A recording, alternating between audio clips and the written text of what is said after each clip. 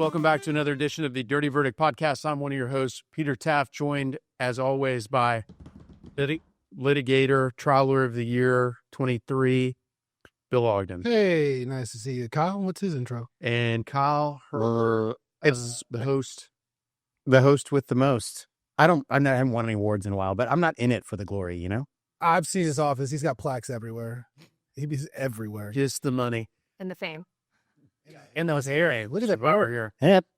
All right. Well, We have to get into this. this week We are running late. Yeah, we're joined by a very special guest, Anna Greenberg. Thanks for joining us, Anna. Thanks for having me. I'm excited to be here. Yeah, we had Anna's husband, Matt, on with some of his colleagues after they had the big verdict in Dallas. And I guess since then they've had another, I think, a very large settlement, I believe. Is that right? That's right. In Tarrant County. So that's pretty impressive, I think. That's a really liberal place, Tarrant County. Yes, it is. Lots of liberal judges. Lots of lefties giving away cash. So Matt was great. He to me, he's kind of like a babyface killer. Like Was I here for that? It was when we had Reinzel and Mike. Oh, yeah, I wasn't out. Okay. So yeah, it was just me and Bill. That was probably one of our best episodes. Yeah, it was the smoothest for sure. Coincidence? I don't know, man. I don't think so. But he is obviously great results, and but he's very much a student of the practice. Which, if you want to follow him or Mike Strike, both LinkedIn big time posters with good information that helps little lowly mediators like me keep up with what's going on in the real world. So appreciate that. But he talked a little bit about you on that podcast, and that got us interested in wanting to talk to you because we talked news stories, and we had talked about several that you had filed involving, I think, Massage Envy or one of the national franchises. But is it Massage Envy? It is. We have several cases that we have litigated and are still litigating against Massage Envy.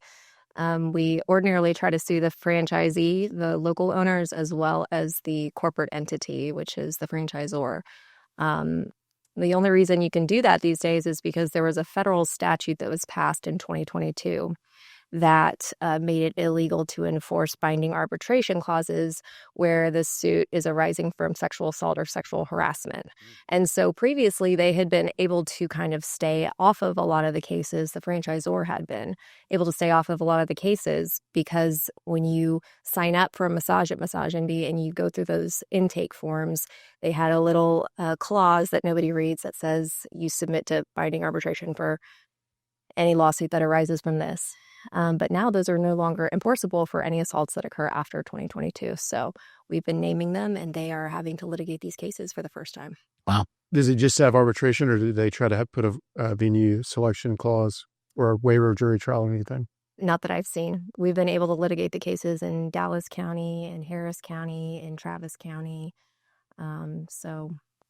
Are these all sexual assault type cases arising out of going and getting a massage and getting That's right. grabbed on? Getting assaulted by your massage therapist. Grabbed on, Kyle. That's how you describe sex assault. Very woke of you. You're right. I don't mean to belittle the claims. I'm sure that they're very serious and terrible. Well, the term that the defense lawyers try to use, that's the more politically correct version of that, is a groping case. They try to belittle some of our cases if it's limited to touching of the breasts or other aspects that don't involve penetration. So I've actually had discussions with defense lawyers that tell me that my case isn't as valuable as I think it is because it's just a groping case. What's their names? Docs. Let's get names out there. So these are these Massage Envy cases. The perpetrator is the masseuse, and the victim is the customer or I guess client. That's right. And what we've seen here is a pattern of Massage Envy franchisees bearing prior complaints about these therapists and just moving them around to different locations. So we actually have... It's a real Catholic Church move. It is. It's very reminiscent of all the priest abuse cases. And that didn't really work out very well for the church either. So I think it's a systemic problem that really needs to be cured from the top down, and these franchisees need to be held on a tighter leash. Are most of the claims brought by female plaintiffs? Yes, I have not represented any male victims of assault related to Massage Envy, or actually any of my cases. You know, Ed and I only handle a very small docket of cases, that we, because there's only 2 of us in our practice. And so we're really selective. Not to say that there can't be, male victims of sexual assault. It's just, it hasn't happened for us yet. And let me just reset a couple of things real quick, because I want to kind of talk about what we'll try to cover today and then get back into this. So we're going to obviously talk about the massage envy cases, and then you and your father and a team of trial lawyers had a big verdict against Hilton that also involved sexual assault. You have a recent case against Lyft that I'd like to cover.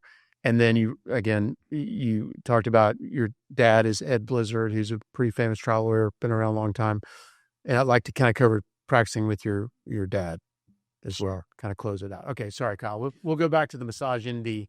Yeah, I don't want to take us too far on this side quest, but so you said the franchisor should do a better job of policing the franchisees. And so I was at a hotel out of town, and I got a massage in the not too distant past, and they had a form to fill out. And at the bottom of the form, in like big letters, it said like, these are things our masseuses are not allowed to do. If you ask for that to be done, we will refuse that service. And then it said, there is a courtesy button underneath the massage table. And if you press it, the manager will come in and address any problems you have, which seems like a pretty ingenious solution to all these kind of cases, because these massage envy cases have been going on for a decent chunk of time, right? Right. And it's my understanding this is a new feature that has become industry standard, and Massage Envy is actually implementing this right now as we speak. And I would argue it's probably born of litigation related to this. It does. I think it's great. I think it allows somebody that doesn't feel comfortable speaking up, because these women freeze in the moment. Okay. Most people who don't have any kind of experience with sexual assault say, why didn't you scream? Why didn't you fight? Why didn't you, say anything? Your natural neurological response is to freeze when you have a threat. If there's a bear in the woods that you see, you freeze. That's just your natural response. But when it comes to women who have been sexually assaulted, they start blaming you if you don't have the right response. So the freeze response is a normal response. And I think having a button there that can immediately call for help is great, so that women aren't forced to confront the perpetrator. What was on that list, Kyle? Well, Bill, funny you should ask. All the stuff that I actually wanted them to do was on the list. I'm so sorry to the audience. No, I'm just kidding. No, I mean, it was really a thoughtful thing for them to do. And that's a real question. I don't how did they describe what I think they said, like, these are the areas that are off limits. No zone. Yeah, your no square. And then they, I don't remember exactly that was basically it. Like, we're not going to touch this area of your body. We are, if you ask for this kind of stuff, our policy is no, don't ask. The answer will be no, and the massage will end. Which, it sounds almost kind of like clinical, but if this is such a problem, and clearly it is, that's what you got to do. Well, the massage is kind of clinical in the sense you're supposedly repairing your muscles, right? That's kind of the whole idea of going. Yeah. That's why you go. Well, I thought it was interesting too, because there's a whole, obviously the Deshaun Watson litigation. And Justin Tucker. Yeah, now Justin Tucker is in horns up. Yeah, in the news. I'm not going to believe it, Justin, until I see a conviction. Oh, you're gonna say video. I don't know if I know the masseuses have counsel, but I hadn't seen a lawsuit that's been filed yet, so we'll see. But yeah, I'm very familiar with the Deshaun Watson, having talked to many of the masseuses that had claims there, and so it's a protection for the masseuse as well. Sure.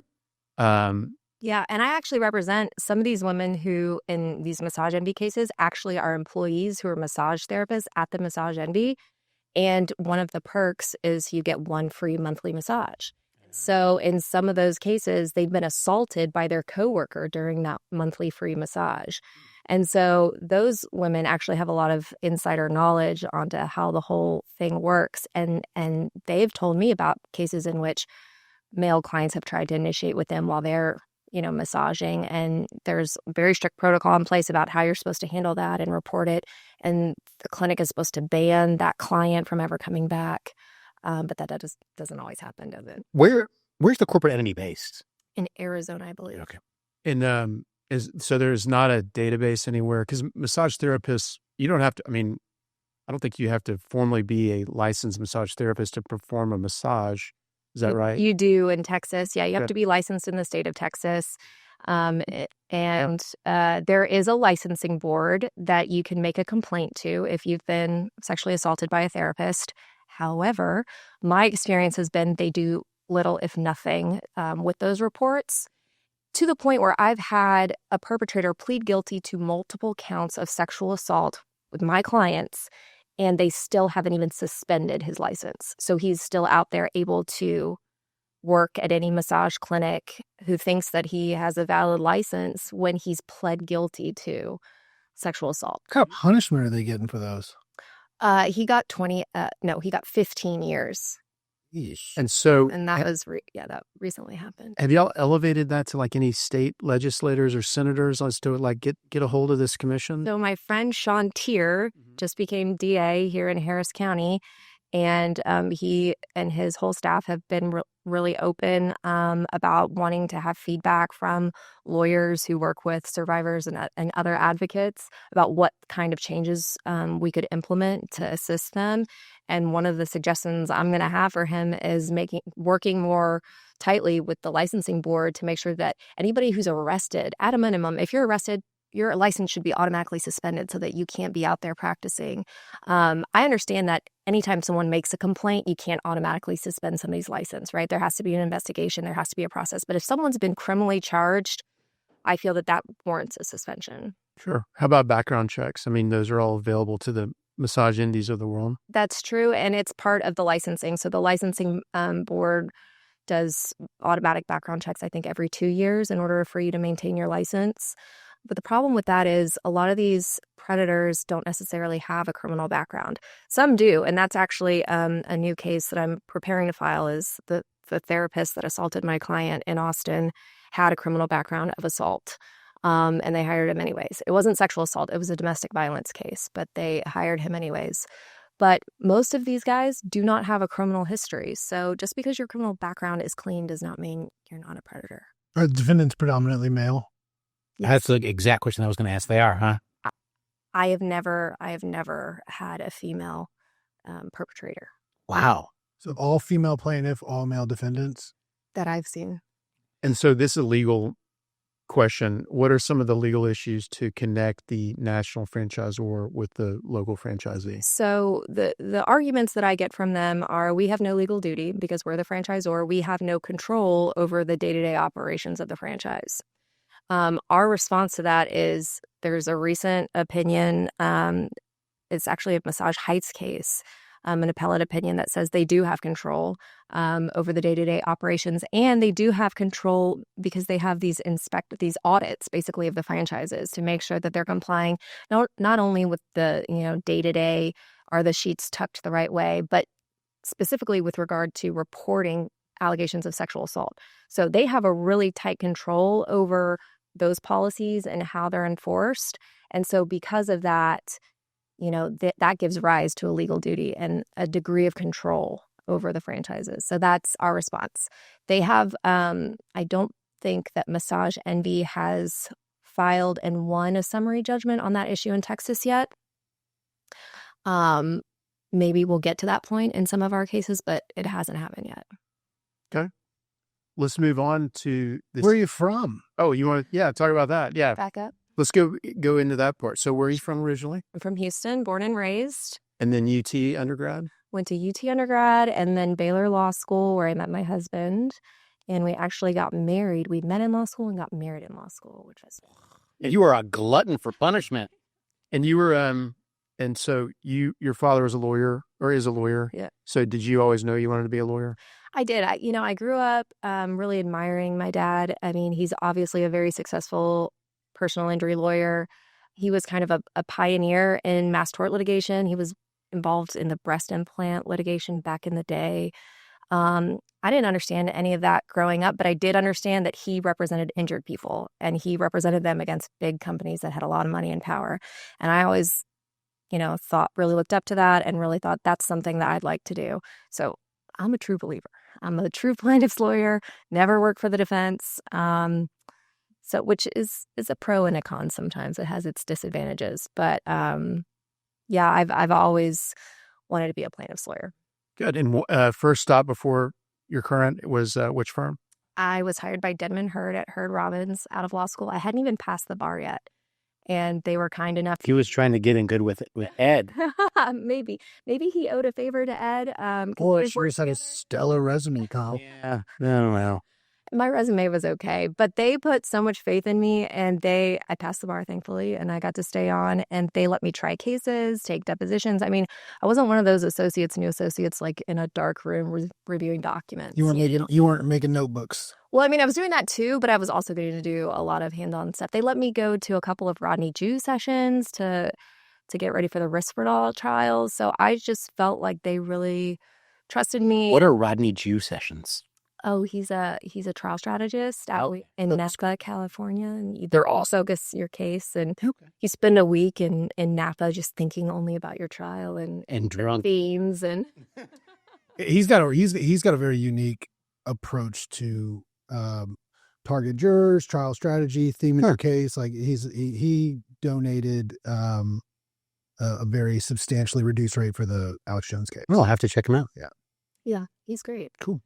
Is it always in Napa? Yeah. Yes, it's at his home. Added. It's at his winery. Yeah, pretty much. We had to do it during COVID, so we didn't get to go. Boo. All right. So you joined then your father's firm. Was it the time just him, or were there some other lawyers there? Actually, my dad had just split up with his longtime partner who was going a different direction, and took a couple lawyers, and it created room for me to come over. I had also just had my first child, and I was looking for a reprieve from all the travel and, the craziness that was my job at the time. Even though it was great, I just needed a little bit more flexibility, and so it was a good time to come over. Good. And then, so are y'all still doing mass tort stuff, or is it mostly single? We are, but we're wrapping it up. If some of these would ever wrap up, talc is just an ongoing slog, and I can't believe this bankruptcy stuff that's bogging everyone down and the entire litigation down, and it worries me about the future of mass torts, honestly. But mainly our practice these days is focused on representing survivors of sexual assault. Okay. And one big one was the verdict in 21. Just the Hilton case? Yeah. Hilton case. So can you tell us a little bit about what happened there and how that played out? Sure. That case, that trial really changed the entire focus of our practice, because at the time we were working on product liability cases, mass tort cases. And then this case came in shortly after I joined the firm. And my client was attending a business conference at the Hilton Americas in downtown Houston. She was staying there with her fiance. They were both registered guests to the room. She went out with some business colleagues that night. She got intoxicated. What business is she in? She was in oil and gas international big business conference that was being held there. And she was in sales. So they had a big dinner that she organized, and then they went out afterwards, and she became really intoxicated and wound up on the sidewalk outside of the hotel. Somebody called 911 because the colleague that she was with was standing over her, unzipping his pants and exposing himself. On the sidewalk? Yes. And the police arrived just as Hilton security came out, and the guy said, "She's with me. She's with me." And so instead of checking her ID, which was right there in her purse, or running her name through the system to see if she had her own room, they just took his word for it, put her in a wheelchair, wheeled her up while she was vomiting on herself, and dumped her into his room where he raped her. That sounds like a negligent undertaking to me. It was. Holy cow. So That's they terrible. actually, at the last minute, changed the charge to just negligent undertaking, because I thought we were going to have too many appeals. See, I know some law. Okay, that was really it. And it was the perfect fit for negligent undertaking. It really was. When you looked at all the elements, it increased her risk of danger and everything like that. So the wild thing about that case, and the reason I think the verdict was so big, it was a $44.6 million verdict. Jeez. 37 million of that was just mental anguish, 7 for the past, 30 for the future. They actually gave us $10 more million than what we asked for. They were really mad because the Hilton lawyers had taken such an aggressive approach from the beginning of the case, saying that she wanted it that it was not rape, that it was consensual, which was such a crazy position to take because there's video surveillance footage of her in this wheelchair vomiting on herself. So obviously they couldn't have had consensual sex that night. And the defendant knew that. So his story was, oh, well, we woke up the next morning. She was in my bed naked and she seduced me. That was the encounter. While admitting there was throw up in the bed, there was throw up in her hair, and she had urinated herself. But she seduced him. She wanted it, even though he was much older, married, and she had her fiance staying just rooms away. She went for a SANE examination. The rape kit and forensic records showed 10 different genital injuries. And if you look at the scientific literature, they've studied, consensual versus non-consensual encounters and the rate and location and severity of the injuries. And all of that pointed to assault for her. And still, Hilton took the position. This isn't the individual defendant, because we sued him too. Of course, he has to take the position that it was consensual, right? Most do. Did he testify or take the fifth? Or? He did. He testified. He testified without any kind of fifth claim? Nope. Got it. Go, sorry. How much liability? Were they both defendants in the same case? They were. And the jury put 90% of fault on Hilton and 10% of fault. It's an interesting tack to take. So, interesting isn't the adjective I was going to use. Okay, Sure, Kyle. But I think I interrupted you when you were saying something about the perpetrator's testimony and...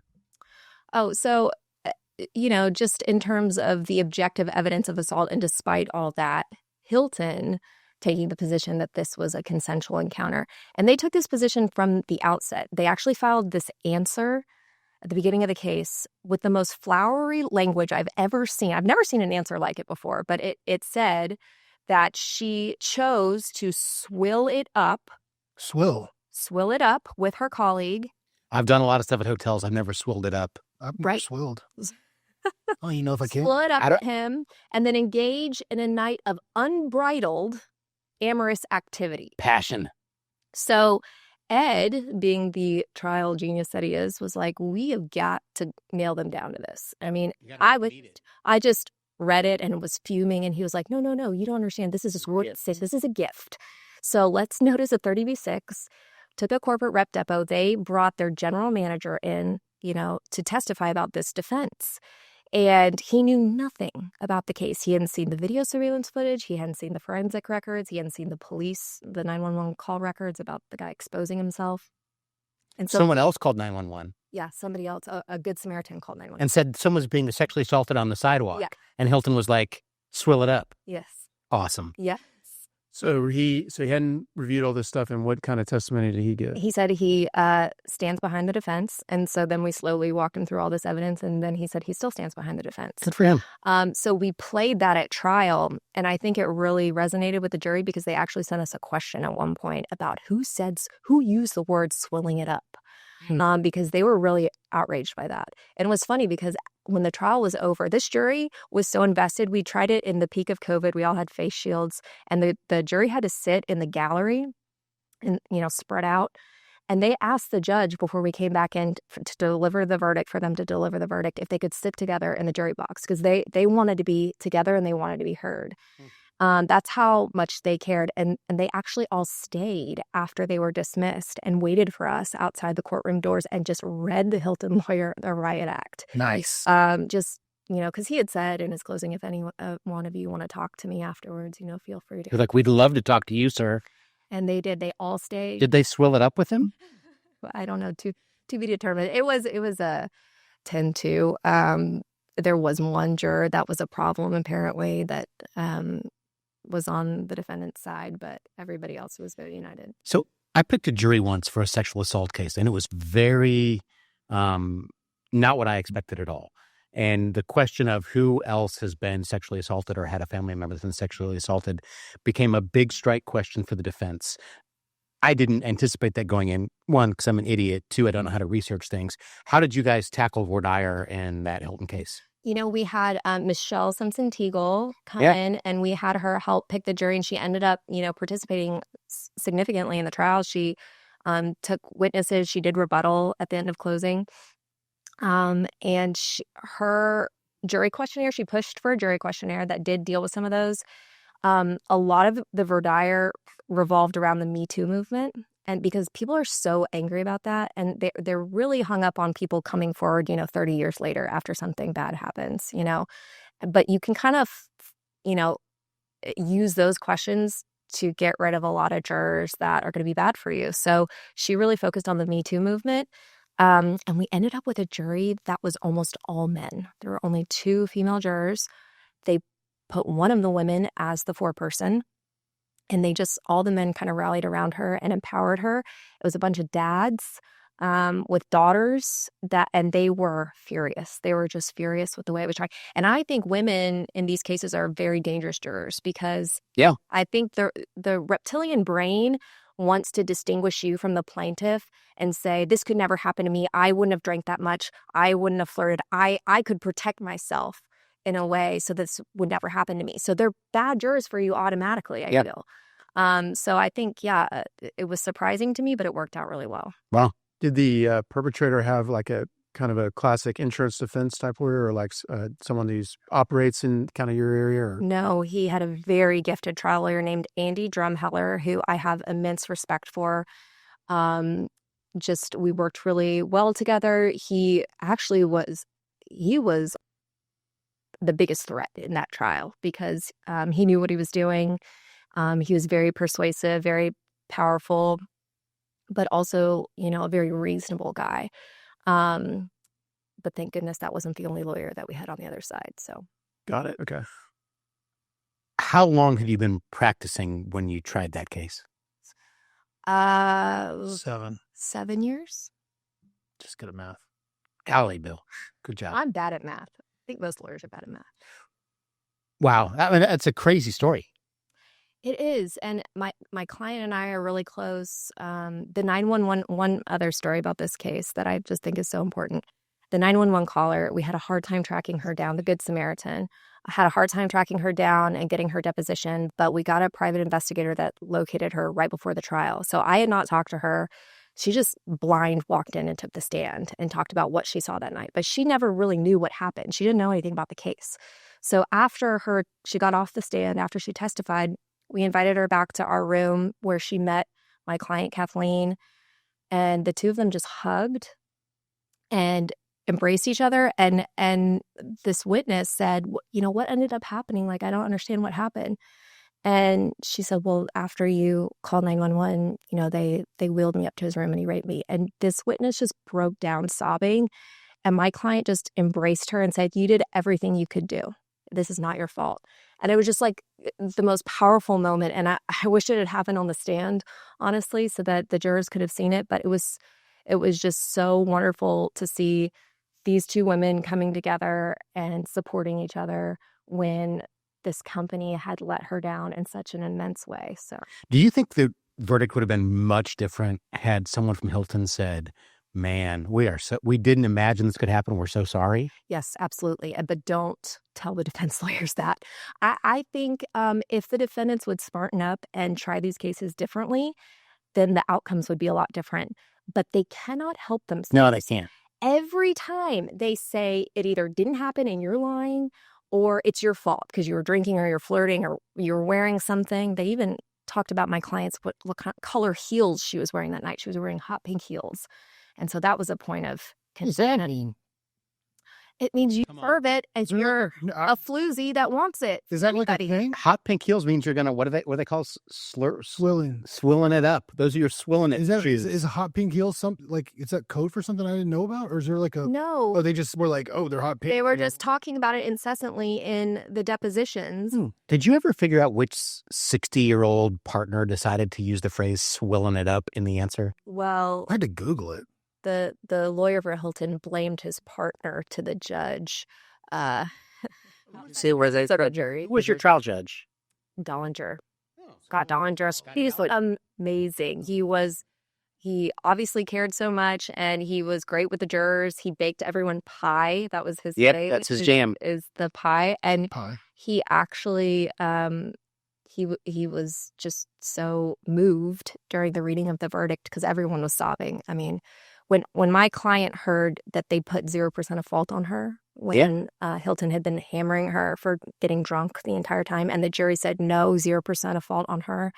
She let out this guttural sob that Dollinger, you could hear the emotion in his voice continuing to read the verdict. It was so powerful. So I'm forever grateful to him, and I think he made the right rulings, and he was completely fair, and he was a really good trial judge. How was Hilton's counsel crossing your client in trial? Oh my gosh. So they brought in a female attorney to do it. Of course they did. I hate that. Mistakes. I mean, another mistake because Just for that? yes. I mean, she did a couple of other things, but, I just thought it was a mistake because, like I said, Andy Drumheller is such a gifted lawyer. And Where does he work now? He has his own firm with Derek Hollingsworth. They actually used to work at Rusty Hardin's office, so they did some criminal defense stuff. But now they have their own boutique firm. They do plaintiff's cases, too, and some criminal defense. So what was his approach? His approach was very reasonable, and basically their argument was the gory, gritty, dirty details that this perpetrator is relaying to you, nobody could make that up. So you got to believe him, kind of a thing. Like, this is so raw that it has to be real. But our response to that is no woman would ever consent to sex covered in her own urine and covered in her own vomit in a bed filled with vomit. It's just not. Yeah. Did the defendant, was he drunk too? Did he look drunk on the video? He was drunk that night. But again, that wasn't the defense. The defense wasn't, I was so drunk that I didn't know what I was doing, and maybe we did have sex, and I'm sorry if we did. Yeah. That was not his defense. Yeah. So I want to put a bow on this subject, but then move on. But to me, a couple takeaways are, like you said, I think it's very effective for defense lawyers, at least what I see in mediation, is if they kind of owned at least some responsibility when there clearly is, and kind of flip the script a little bit and talk okay, maybe let's talk about your damages and something reasonable. That seems to work pretty well. It's kind of like a reverse reptile in a sense, or kind of de-reptile down the case. I've seen that as being effective. And let's see, the second part, did anything, a lot of times, because I represented victims like your client, it was very much appreciated if the process that they went through, aside from the monetary award, that changes were made somehow that would prevent something like this from happening to another person. Did you see any kind of changes being made from Hilton's side? I don't think so, because the policy was already enacted, right? These are very fundamental Hotel 101 policies, which is you have to check IDs before you let somebody into a room. You have to verify that someone is a registered guest before you let them into a room. Basic key control policies. And they're in place and they're in bold, but they don't get followed. They don't train their personnel. First of all, they don't hire qualified personnel. Some of the people that they hire are very questionable, not just in that case, in other cases I've had. And second of all, they don't train them up. And when they do violate those policies, they don't discipline them or terminate them. So it leads to these repeated problems. Because when you think about it, and I've had similar cases at hotels where there are sexual assaults, the key cards are the only thing, that piece of plastic is the only thing that stands between you safe in your room and a stranger outside your door. Okay. So if a stranger gets a key to your room, it could lead to assault or a lot of other bad results. And the people at the front desk have complete control over that.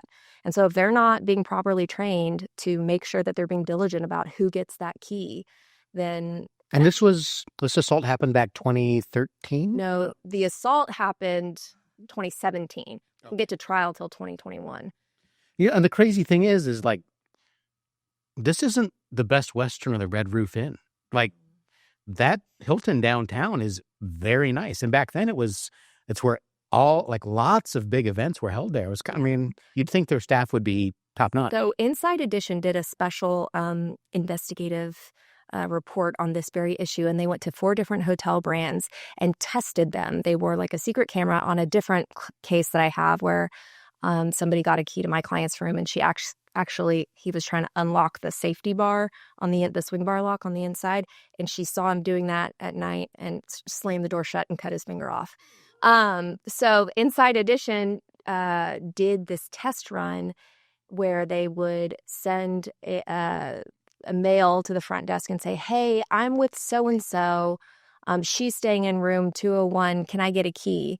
And 3 out of the 4 hotels gave him a key without asking who he was, checking his ID or anything. And some were high-end hotels. So you could try it for yourself. My husband sometimes tries it as just kind of like a little game he plays at some of the hotels he stays at. Well, like I said, he was sick. He was great. And then he lets himself in and he's like, ha! That's not fair to the hotel because he is like the nicest guy and like presents like the sweetest guy. On the outside, on the inside. They used to say the same thing about Bundy. Yeah. True. He's like, my girlfriend's out front. Can I borrow a wheelchair? All right. Sorry. I wanted to turn to the Lyft case, and it's pending, so Sure. feel free to not tell us anything you don't want to tell us. But, when these rideshare cases first started coming up, it was the driver that was assaulting the passenger, usually someone who was drunk or incapacitated. And I'm sure that's still happening, but we've seen recently more of drivers being assaulted sexually and otherwise by passengers, and the liability. We've talked about some of these cases. We had Brett Stanley on. I'm sure you know Brett. Yeah. So tell us about your case and what the issues are there. Sure. So I represent a woman who was driving for Lyft part-time, and she was actually kidnapped at gunpoint by her passenger, driven around for about 45 minutes while he told her how he was going to rape her and kill her. And eventually she convinced him to let her out. He had her at gunpoint the whole time while he groped her. And then he let her go. The unique thing about our case is this perpetrator, along with 5 co-conspirators, had been doing this to Lyft and Uber drivers for the past 3 months in Houston. 19 different victims who were driving for Uber and Lyft. How'd you catch them? So the FBI did. So they had, but not with the help of Lyft. They actually had Uber help them. The Uber flew their head of security out because this was a repeated thing that was happening in the Houston area. So they reached out to both, the FBI reached out to both Lyft and Uber, and Uber flew its head of safety out to Houston to meet with them and provide whatever help that they could to try to catch these guys. And they didn't hear back from Lyft. They were all males? Yes. Just want to make sure. I just want to reiterate. Why do they let your client go? A bad guy in these cases. Yeah, us being male, not me. Just for clarity. Bill, do you have some things you want to tell our audience? I don't even use Lyft, so. Just two-row for you. Why did they let your client go? I don't know. Other clients. Like it was on purpose they let her go? They let her go, after a while. That another woman that they kidnapped at gunpoint, they forced her to give oral sex to him while he held a gun to her head. So I have no idea other than she was very calm. She remained very calm. She tried to make friends with him. She tried to convince him that she would come back to pick him up because he was like, well, I need you to come back and pick me up later. She said, okay, I'll come back and pick you up. Why don't you put your phone number in my phone? So he did, and she called it because she was thinking, if I die, I want there to be some evidence of he did this to me. That's smart. So she was actually thinking very calmly and clearly, and I think that was... And she should go to work for the FBI or Lyft. Yeah, and she was one of the last victims as of the last day before he was apprehended. So I think it's a really unique case. I think the foreseeability is there. It's not there in some of the other cases. I understand that. But in our case, I think it's there. And that's why we're fighting so hard. And we have a hearing on the motion to dismiss for next Wednesday, the 19th. And were they doing these assaults, this little syndicate that they had, were they doing it all from like the same account? Well, we don't know. So we haven't had any discovery in the case yet. From what I've heard, but I haven't seen any documents yet, is some of the ways in which he was doing it was using friends' accounts to order the rides. Mm-hmm. But I'm assuming, and again, I don't know because I haven't seen the documents yet, I'm assuming he was ordering rides in a similar area. And those Lyft drivers were reporting it to Lyft. The very first victim, who was, 3 months before my client was assaulted, was a Lyft driver who was carjacked. It was a male driver. And he reported it right away to Lyft. And so if you're getting reports of similar instances with similar perpetrators, all getting picked up in the same area, I would think that would give rise to or even the same address, which is, I think, has been the case. Right. What court are you in case we want to tune in and watch the motion? 334th Don Rogers. Sheet streams. Okay. Now those are, there's an MDL though that I think Brett talked to us about. Is that kind of like a voluntary, like if everyone kind of, usually the defendants are the ones that drag the cases in, but there's not a Texas state court MDL. No, and there's been no discussion of that. With our case, I think you can file one-off cases, particularly driver cases, wherever you want. And my clients don't want to be in the MDL. And I understand why, because it gets bogged down and it takes forever. And so we're going to just try our luck in state court. And you said it's a motion to dismiss. Is it a 91A motion?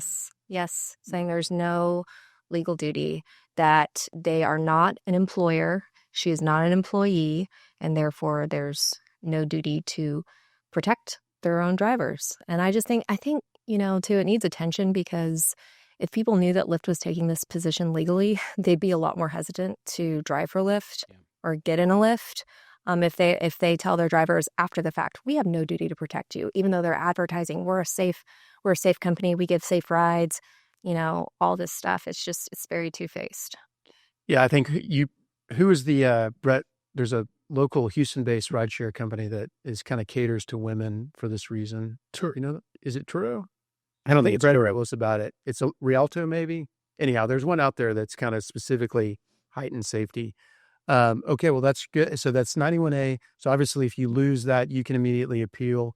If they lose it, do they have an interlocutory appeal? Nope. Right. Nope. They have to start litigating. Okay. Very good. And who's that being defended by? Louis Brisboe. Really? Who over there? Do you know? It's Matt Begley. Okay. We're gonna cut out all the names. But it's Right Close Barger at the hearing. Okay. They got appellate counsel. Great. I've got appellate counsel too, who's going to argue it. All right. Well, very good. Well, I think our erstwhile producers are telling us we are out of I wish we had more time. This is fascinating stuff. I'd We'll love to talk. have you back on. Yeah, we just answer to them. So we're like the puppets on the string, and they're telling us we're good. But Anna, thank you so much. This was like super informative. Yeah. I particularly on the key thing. Because there's a lot of stuff on Instagram and TikTok about how to protect yourself when you're inside a hotel room. Don't think just that bar is going to be your fail-safe. That, and then use a stiletto on the rideshare stuff, whether you're a driver or passenger, kind of beware, be careful, know your surroundings, always ride with more than one person, particularly at night, things like that. Exactly. Because we obviously, in your line of work and y'all's line of work, you hope someday to be out of business because people are protected and safe, but unfortunately that doesn't appear to ever happen.